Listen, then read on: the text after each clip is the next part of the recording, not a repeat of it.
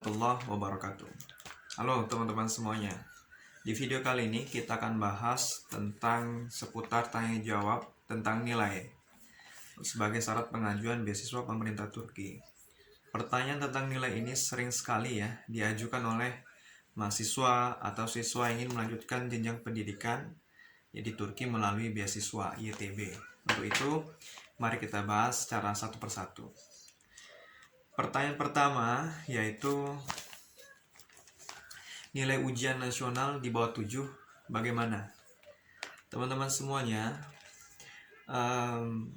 bagi siswa yang baru lulus ya di madrasah atau SMA sederajat dan ternyata nilainya di bawah 7 seperti itu ya, bisa nggak untuk di-apply? Dicoba saja teman-teman, dicoba saja. Walaupun memang teman-teman saya sudah jelaskan di video sebelumnya bahwa kriteria untuk syarat akademik, ngajukan beasiswa pemerintah Turki itu minimal untuk S1 70%, S2 dan S3 75%, dan yang jurusan medis ya seperti kedokteran sebagainya itu 90%. Teman-teman bisa nanti kalau belum lengkap ingin tahu lagi, nanti saya cantumkan link deskripsi ya, link di deskripsi tentang pengenalan beasiswa YTB biar teman-teman bisa ulas lagi secara dalam biar lengkap pemahaman teman-teman semuanya yang menyaksikan video ini. Nah, untuk itu teman-teman yang baru tamat SMA ya, madrasah alias sederajat, dicoba saja. Misalkan nilai teman-teman itu di bawah 7, nggak masalah.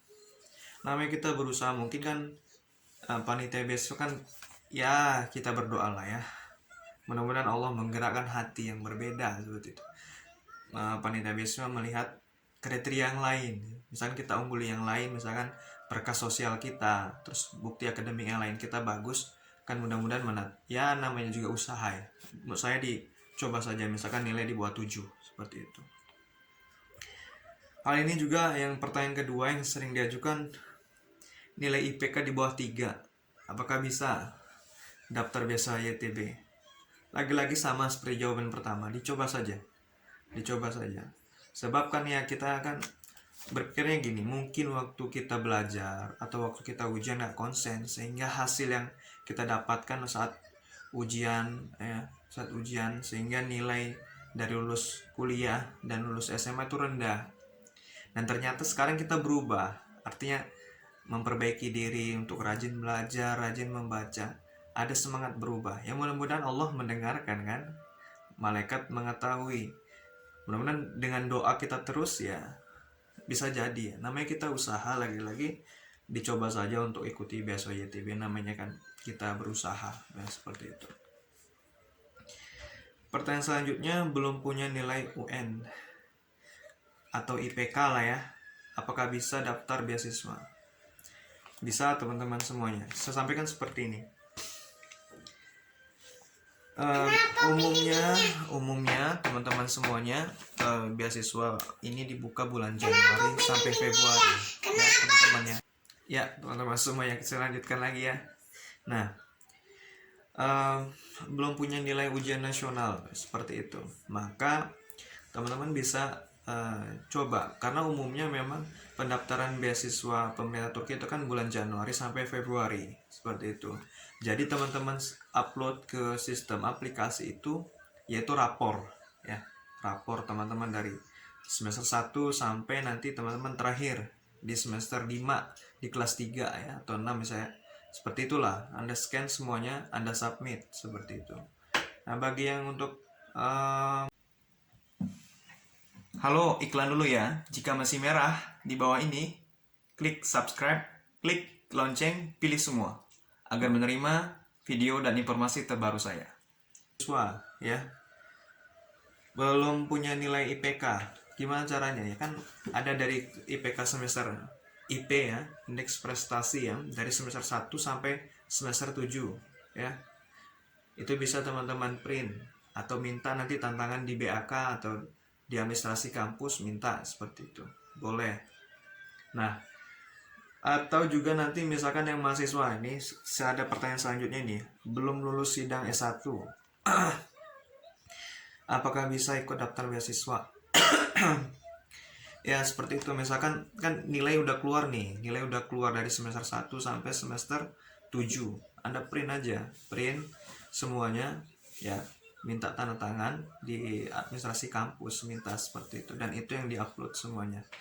Terus udah sidang, misalkan udah sidang yang untuk mahasiswa S1 udah sidang, namun ijazah belum keluar seperti itu, ya pakai surat keterangan lulus bisa.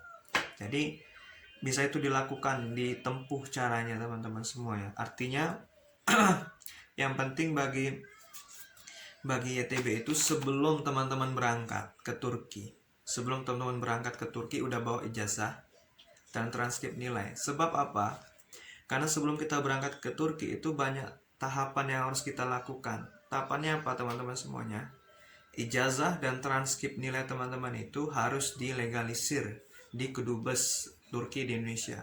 Sebelum di Kedubes Turki, Anda harus melewati tahap Kemenkumham.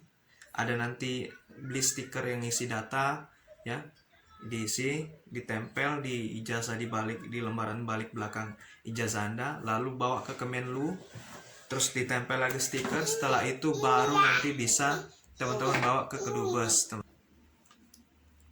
Ya, teman-teman semuanya ya. Jadi seperti itu. Jadi ijazah dan transkrip nilai teman-teman wajib ada sebelum itu, karena memang prosesnya Kemenkumham, terus ke Kemenlu dan Kedubes.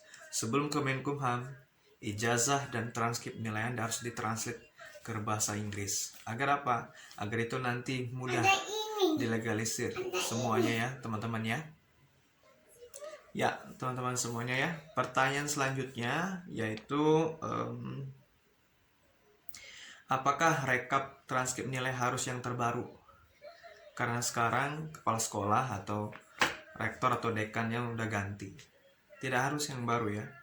Transkrip nilai itu ya yang penting ada aja. Yang penting kan legalisirnya ya. Yang penting legalisirnya yang penting. Jadi karena boleh bertukar pimpinan, tapi legalisir kan itu mengesahkan. Namun transkrip nilai dan sebagainya atau ijazah seperti itu kalau sudah disahkan oleh pemimpin ya, pimpinan kampus atau pimpinan sekolah, ya udah itu dipakai, sah kok, itu nggak masalah. Jadi pakai yang lama juga nggak masalah, nggak perlu Anda teman-teman minta yang baru lah seperti itu. Biasanya kalau yang terbaru itu legalisir, tapi kalau ijazah transkrip umumnya yang lama. Scan, udah di scan, nanti terjemahkan sumpah gitu. Ketika Anda terjemahkan ke bahasa Inggris ya, terus diterjemahkan ke sumpah, pakai ya, ada penerjemah sumpah, artinya ijazah kita itu yang kopian yang ditranslate ke bahasa Inggris itu udah sah, sama seperti nilainya seperti ijazah seperti itu. Dan itu yang teman-teman pakai nanti untuk yang seperti proses Kemenkumham, Kemenlu dan Kedubes Turki. Sampai di Turki nanti Anda terjemahkan ke bahasa Turki, baru nanti teman-teman bisa untuk mendaftar ke kampus sekaligus untuk pengurusan kursus bahasa Turki Anda, yaitu kelas bahasa Turki. Seperti itu ya teman-teman ya. Lalu berapa rata-rata masuk ke jenjang S1? 70 atau 80 ke atas? Ya umumnya seperti itu, rata-ratanya memang 70%, artinya 70 ke atas lah ya, 70-80 ke atas seperti itu. Namun yang seperti saya jelaskan di bagian pertama tadi, walaupun nilainya di bawah 70 atau di atas 70, coba aja, nggak masalah. Nanti kalau memang belum lulus ya berarti kita udah berjuang, tapi jangan berpikir seperti itu dulu. Coba aja dulu teman-teman semuanya ya. Nah, ini tadi sudah saya jawab, belum lulus sidang S1 bisa daftar. Yang penting teman-teman semuanya sebelum berangkat ke Turki udah punya ijazah dan transkrip nilai. Nah, apa yang disubmit di aplikasi online kalau belum punya ijazah dan transkrip nilai ya, yang secara utuh, Anda bisa submit SKL, surat keterangan lulus, dan transkrip sementara. Itu bisa Anda submit ke aplikasi online seperti itu. Apakah bisa SKL? Bisa.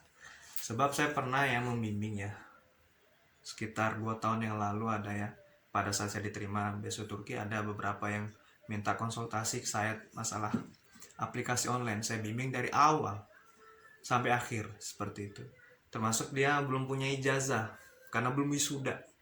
Jadi belum keluar ijazah karena di kampus itu wisuda dulu baru dapat ijazah. Jadi dia belum punya ijazah, belum punya transkrip nilai. Saya sampaikan ke dia, minta SKL ke kampus dan transkrip sementara dan lulus administrasi. Artinya itu bisa ya, teman-teman ya. Nah, selanjutnya apakah transkrip rapor SMA harus komplit dari semester 1 sampai semester 5? Teman-teman semuanya, atau komplit dari semester 1 sampai semester 5 atau total rata-rata. Nah, kalau Anda teman-teman belum punya ijazah dan transkrip nilai ya, karena nilai transkrip kan UN kan ada ya, ujian nasional ya, atau sekarang ujian lah, ada ijazah, ada transkrip ya, ada ijazah, ada transkrip nilai di akhir. Itu bisa Anda pakai. Kalau belum punya transkrip nilai yang seperti tadi, misalkan Anda belum ujian nih, belum ujian kelulusan, belum dinyatakan lulus, Anda bisa lampirkan rapor. Nah, rapor itu dari semester 1 sampai semester 5, itu kalau teman-teman belum punya ijazah atau transkrip akhir, itu bisa Anda cantumkan rapor. Nah, jadi saya perjelas ini. Yang disubmit kalau belum lulus SMA, jadi Anda submit itu rapor dan surat keterangan lulus atau akan lulus. Kalau sudah lulus, cantumkan ijazah Anda dan transkrip nilainya. Seperti itu, di scan dan itu yang diupload ya, teman-teman ya. Nah, terakhir ini prestasi akademik lemah, tapi sekarang ikut kursus sertifikat online. Nah, ini yang saya bilang, ada taubat di sini, ada perubahan diri. Sadar kalau nilai itu rendah, tapi ada upaya untuk memperbaiki diri, untuk menutupi dengan mengikuti kegiatan-kegiatan yang akademik, ada sertifikat online ya, seperti itu. Sama lah kalau kita yang beragama Islam, yang mendengarkan video ini, yang beragama Islam, yang Muslim, kalau sholat fardu kan lebih baik kan dibarengkan dengan sholat sunat qobliyah dan ba'diyah. Ada sholat sunat rawatibnya. Artinya kalau misalnya kita nggak konsen, kurang khusyuk, jadi sholat sunat itu bisa menempel, menambal ya, menutupi kekurangan sholat fardu ya. Seperti itu kira-kira, artinya ada upaya untuk penyempurnaan ya suatu hal. Dan misalkan pertanyaan ini bagus sekali. Jadi ada upaya diri, misalkan sadar nilai kita itu rendah, tapi ada upaya untuk berubah. Nah, maka nanti sertifikat online-nya, bukti-bukti belajar online, sertifikat online-nya itu di print, terus di scan, nanti di upload, nanti dicantumkan. Sehingga apa? Panitia beasiswa kan melihat, oh ini nilainya sekian ya, tapi dengan ada sertifikat tambahan, wah ini dilihat tanggal sekian, ya kita kan namanya juga berusaha. Panitia beasiswa kita kan bukan sendirian, tapi banyak, mereka punya tim seleksi untuk melihat itu. Jadi ya kita syukur-syukur ya, mudah-mudahan bisa dapat seperti itu. Nah, teman-teman semuanya, saya simpulkan di akhir. Jadi tidak usah khawatir dan tidak usah putus asa. Misalkan teman-teman yang menyaksikan video ini nilai Anda di bawah, rendah ya, nggak usah sedih. Namanya kita berusaha, berjuang, latihan seperti itu. Lengkapi saja berkas yang lain-lain, semuanya berkas unggulan. Nanti teman-teman lihat beberapa video penyerta dari video ini, nanti teman-teman akan lihat ada bukti akademik, ada bukti sosial ya, dan kelengkapan berkas yang lain harus teman-teman perkuat sehingga nilai Anda itu bisa terdongkrak ya, bisa menjadi ada penutup, ada penambal. Namanya kita berusaha ya. Mudah-mudahan teman-teman semuanya mengerti dan bisa bersemangat lagi untuk mengajukan beasiswa pemerintah Turki. Mudah-mudahan teman-teman yang menyaksikan video ini, yang tertarik, yang ingin kuliah ke Turki, bisa tercapai dan bisa memperbaiki diri, meningkatkan akademiknya. Jika Anda lulus dan ke Turki, pergunakan dengan baik, belajar dengan sungguh-sungguh, sehingga pulang nanti ke Indonesia betul-betul bisa memberikan manfaat bagi diri sendiri dan juga orang banyak. Terima kasih ya teman-teman semuanya. Demikian video kali ini, mudah-mudahan bermanfaat bagi saya dan bagi semuanya. Banyak maaf. Assalamualaikum warahmatullahi wabarakatuh.